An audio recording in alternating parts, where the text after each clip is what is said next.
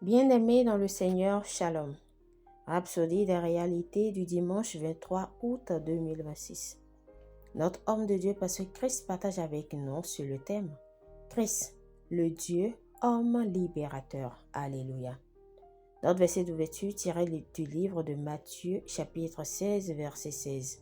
Simon-Pierre répondit, « Tu es le Christ, le Fils du Dieu vivant. » Gloire à Dieu. Il faut comprendre quelque chose au sujet du nom Christ. C'est la forme anglaise du grec Christos, qui est lui-même la forme grecque de l'hébreu Messie.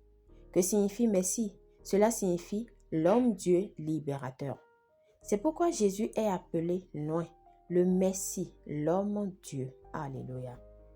D'après les prophéties de Moïse et des autres prophètes, ils avaient compris que Messie viendrait, que l'homme-dieu viendrait, et que cet homme-dieu les délivrerait. Et quel genre de délivrance attendait-il? La délivrance ultime. C'était la délivrance de tout mal et de tout ce qui est humain. Pourquoi les Juifs pensaient-ils ainsi? C'est parce qu'ils savaient que ce qui était humain était devenu corrompu. Ils connaissaient l'histoire de la chute de l'homme dans le jardin d'Éden à la suite de la transgression d'Adam. Ainsi, ils croyaient que seul le Dieu homme libérateur, le libérateur ultime, pouvait libérer l'humanité de l'esclavage de Satan et de la corruption qui agissait dans la nature. Le cœur de l'homme était plus trompeur que tout et désespérément mauvais. Jérémie 17, verset 9.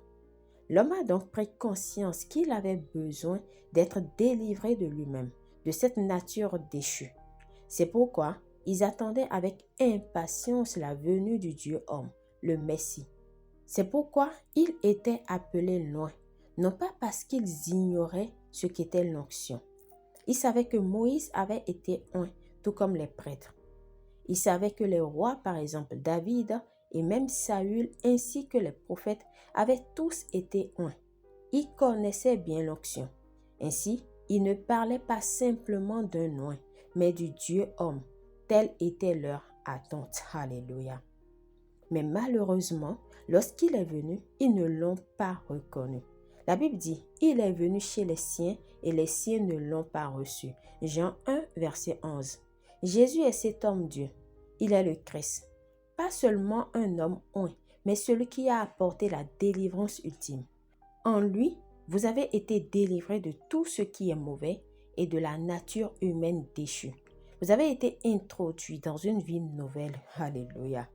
Vous n'essayez pas d'être délivrés. Vous avez été délivrés. Il nous a délivrés de la puissance des ténèbres et nous a transférés dans le royaume de son Fils bien-aimé. Colossiens 1, verset 17. Vous n'appartenez plus à l'ancien ordre humain. Vous êtes une nouvelle créature grâce au Christ. Le Dieu homme libérateur, béni soit Dieu. Alléluia. Priez. Cher Père, je te remercie pour la révélation de Jésus-Christ, le Dieu homme et mon libérateur suprême. Je vis dans la conscience de cette vérité. J'ai été introduit dans une vie nouvelle en Christ, une vie de gloire et de justice. Je marche aujourd'hui dans cette réalité au nom de Jésus. Amen. Pour une étude complémentaire, nous lisons Jean 1, verset 14, Psaume 37, verset 39 à 40, Ésaïe 19, verset 20. À présent, nous aimerions vous donner l'opportunité d'accepter loin dans votre cœur, d'accepter le merci dans votre vie à partir d'aujourd'hui. Vous devez juste croire en lui et maintenant faire cette confession de tout votre cœur et de manière à vous entendre.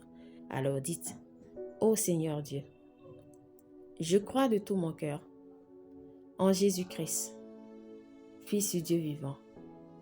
Je crois qu'il est mort pour moi et que Dieu l'a ressuscité d'entre les morts. Je crois qu'il est vivant aujourd'hui et je confesse de ma bouche que Jésus-Christ est le Seigneur de ma vie à partir d'aujourd'hui. Par lui et en son nom, j'ai la vie éternelle. Je suis né de nouveau. Merci Seigneur. d'avoir sauvé mon âme. Je suis désormais un enfant de Dieu. Alléluia. Félicitations si vous avez fait cette prière. Vous êtes désormais un enfant de Dieu.